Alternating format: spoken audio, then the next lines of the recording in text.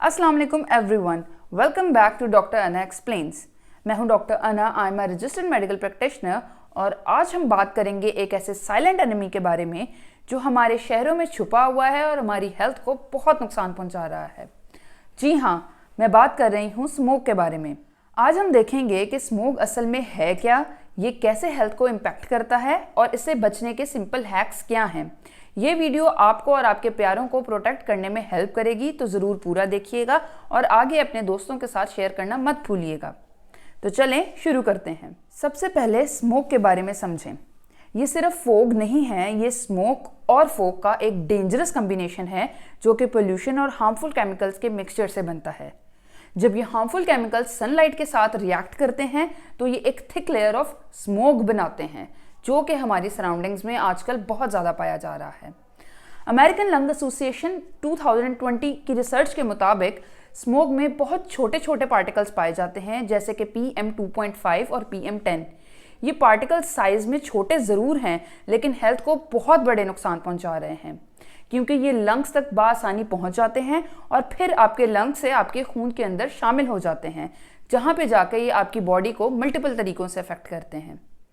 अब बात करते हैं कि स्मोक के हेल्थ पर क्या असरात हैं। इसको एक साइलेंट किलर क्यों कहा जाता है? स्मोक के कुछ असरात फौरन महसूस होते हैं और कुछ आराम आराम से शो होना शुरू होते हैं और इन असरात को इग्नोर करना मुमकिन नहीं। सबसे पहले बात करते हैं रेस्पिरेटरी इश्यूज के बारे में। स्मोक का पहला और सबसे बड़ा नुकसान हमारे लंग्स को होता है। यूनिवर्सिटी ऑफ कैलिफोर्निया की 2019 की रिसर्च स्टडी के मुताबिक लॉन्ग टर्म स्मोक एक्सपोजर से एस्थमा, ब्रोंकाइटिस और दूसरी क्रॉनिक रेस्पिरेटरी डिजीजेस का रिस्क बढ़ जाता है। इसी तरह जो लोग ऑलरेडी इसका शिकार हैं उनके लिए तो ये बहुत खतरनाक है। फिर आते हैं दिल के अमराज। ये हवा में पोल्यूटेंट्स हमारे ब्लड वेजल्स को भी अफेक्ट करते हैं। नेशनल इंस्टीट्यूट्स ऑफ हेल्थ के 2022 की रिसर्च के मुताबिक स्मोक से हार्ट अटैक और स्ट्रोक का खतरा भी बढ़ जाता है। फिर बात करते हैं कमजोर इम्यून सिस्टम वालों के बारे में। Chronic smoke exposure immune system को डैमेज कर सकता है, जिससे हमें बाकी इन्फेक्शंस कैच करने का रिस्क और ज़्यादा बढ़ जाता है। फिर आ जाती है आंखों की और स्किन की इरिटेशन। स्मोक में ऐसे केमिकल्स शामिल हैं जो हमारी आंखों में जलन और स्किन में एलर्जिक रिएक्शंस कॉज कर सकते हैं, जो कि ऐसे लोग जो सेंसिटिव हैं, जिनकी स्किन सेंसिटिव है या ओवरऑल सेंसिटिविटी ज़्यादा है, उनके लिए वबाले जान बन सकती है। अब बात करते हैं कि आखिर ऐसे कौन से लोग हैं जो स्मोक से ज़्यादा अफेक्टेड हैं। सबके लिए स्मोक का असर सेम नहीं होता। कुछ लोग ज़्यादा वल्नरेबल होते हैं। इन लोगों में शामिल हैं बच्चे और बुजुर्ग। ये एज ग्रुप स्मोक के इम्पैक्ट से सबसे ज़्यादा अफेक्ट हो रहे हैं, क्योंकि इनका इम्यून सिस्टम या तो डेवलपिंग स्टेज में होता है या फिर एज की वजह से वीक हो चुका होता है। फिर आ जाते हैं ऐसे पेशेंट्स जो ऑलरेडी किसी रेस्पिरेटरी बीमारी का शिकार हैं, जैसे कि एस्थमा या ब्रोंकाइटिस। उनके लिए ये और भी मुश्किल है क्योंकि उनका रेस्पिरेटरी सिस्टम पहले से ही कॉम्प्रोमाइज्ड होता है। फिर आ जाती हैं pregnant women. American pregnancy association के मुताबिक प्रेग्नेंट वुमेन के लिए स्मोक का exposure low birth weight baby और डेवलपमेंटल इश्यूज को भी ट्रिगर कर सकता है। अगर आप या आपका कोई जानने वाला इन एज ग्रुप्स में है तो उन सबको एक्स्ट्रा केयर की ज़रूरत है। अगर आपको ये वीडियो पसंद आ रही है तो अभी मेरे चैनल को सब्सक्राइब करें और इस वीडियो को लाइक करना ना भूलें।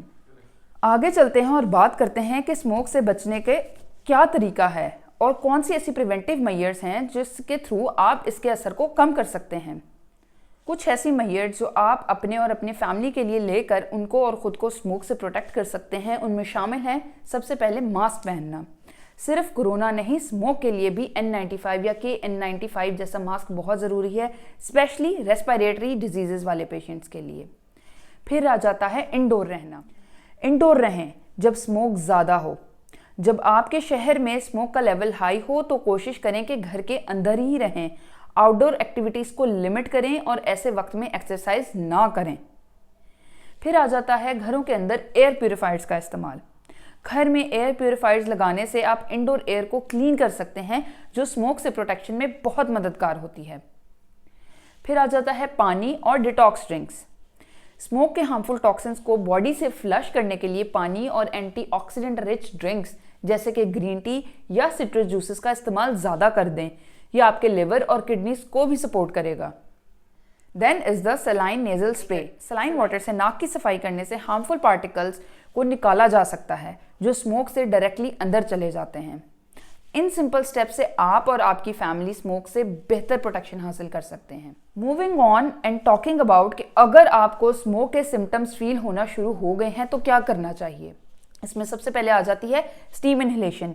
ये रेस्पिरेटरी पैसेजेस को क्लीन करने और रिलीफ प्रोवाइड करने में बहुत मददगार है और स्मोक की वजह से शुरू हुए सिम्टम्स को कम भी कर सकता है। फिर आ जाता है हनी और जिंजर का मिक्सचर। ये नेचुरल एंटी इन्फ्लेमेटरी प्रॉपर्टीज रखता है जो रेस्पिरेटरी रिलीफ में मददगार होता है।